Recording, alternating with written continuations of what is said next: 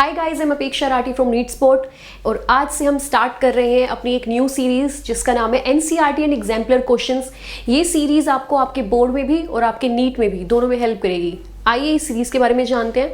तो इसमें हम आपको चैप्टर वाइज क्वेश्चंस रेगुलरली लेकर आएंगे आपके लिए, जिसमें कि हम जो स्पेसिफिक इंपॉर्टेंट क्वेश्चंस हैं उनको करेंगे। कैसे करेंगे? हम उसका सब्जेक्टिव पार्ट भी करेंगे और उसका ऑब्जेक्टिव पार्ट भी करेंगे, साथ में ही समझेंगे उसके पीछे का कॉन्सेप्ट। तो हम स्टार्ट करेंगे हमारी यूनिट 3 से क्लास 11th की, which is your cell structure and functions. तो हम unit of life chapter start करते हैं।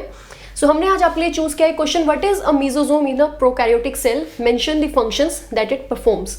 तो क्वेश्चन सोल्व करने से पहले हम जान लेते हैं इसके पीछे का कॉन्सेप्ट कि मेसोसोम है क्या। तो ये आपका सब्जेक्टिव क्वेश्चन है जो आपकी बुक में गिवन है। ओके, हम ही इसका ऑब्जेक्टिव पार्ट करना है। Which of the following is the function of mesosomes. So ये आपके गिवन ऑप्शंस हैं। एक बार आप लोग ट्राई कीजिए, है ना। Take your time and try to solve it.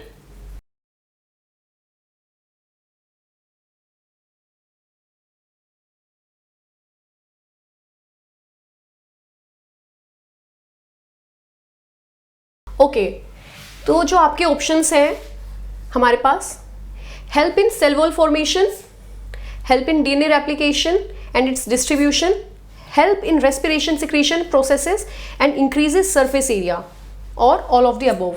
Answer जानने के लिए एक बार फंक्शंस जान लेते हैं। सो ये सारे जो फंक्शंस हैं ये हमने पॉइंट टू पॉइंट आपके एनसीईआरटी से ही लिए हैं। आपको कोई वरी की जरूरत नहीं है कि कुछ आपका आउट ऑफ द सिलेबस आएगा।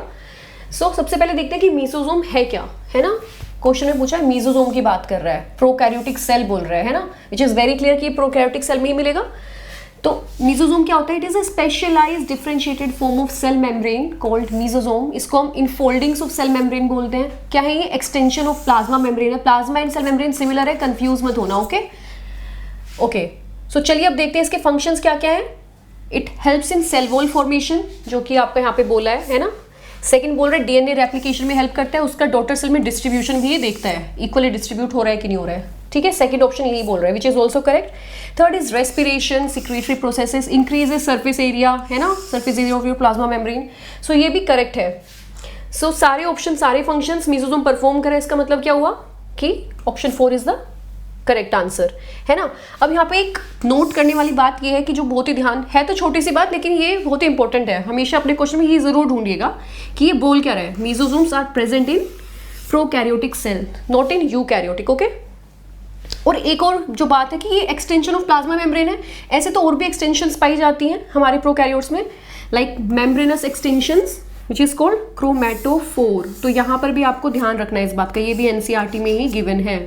वेरी इंपॉर्टेंट, है ना, कंफ्यूज मत होना।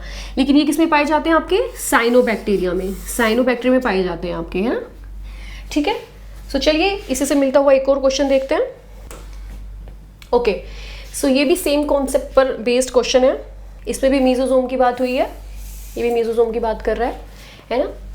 तो क्या बोल रहा है? आपके स्टेटमेंट्स दिए हुए। स्टेटमेंट 1 क्या कहती है कि in bacteria the mesosomes are formed by the extension of plasma membrane.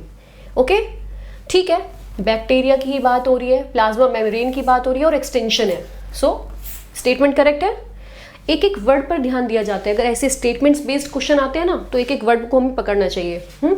Statement second क्या बोल रही है? मेसोसोम्स हैं, बैक्टीरिया है, डीएनए रेप्लिकेशन में हेल्प कर रहा है और सेल वॉल फॉर्मेशन में हेल्प कर रहा है। तो मेरे हिसाब से तो दोनों स्टेटमेंट करेक्ट है, which means both the statements are correct. Your option 3 is correct.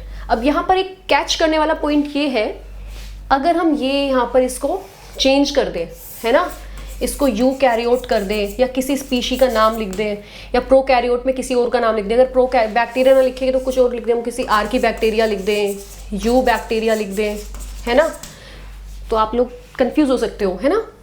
तो हमें इसी तरह से सारी चीज़ों का ध्यान रखना है कि यहाँ पर क्या वर्ड टू वर्ड क्या गिवन है। मेसोसोम्स की बात हो रही है, कहाँ पर हो रही है, कौन से उसकी बात करिए, सेल की बात कर रहे हैं, क्या कर रहा है, हेल्प कर रहा है या नहीं कर रहा है, डीएनए है, आरएनए है, क्या कर रहा है, रेप्लिकेशन है। तो हर एक वर्ड को हमें ध्यान रखना है। ठीक है, सो आई होप आपको ये वीडियो पसंद आई होगी, आपके कुछ कॉन्सेप्ट तो जरूर क्लियर हुए होंगे। सो एक नए सवाल के साथ मिलते हैं हमारी नेक्स्ट वीडियो में। Keep watching and stay tuned.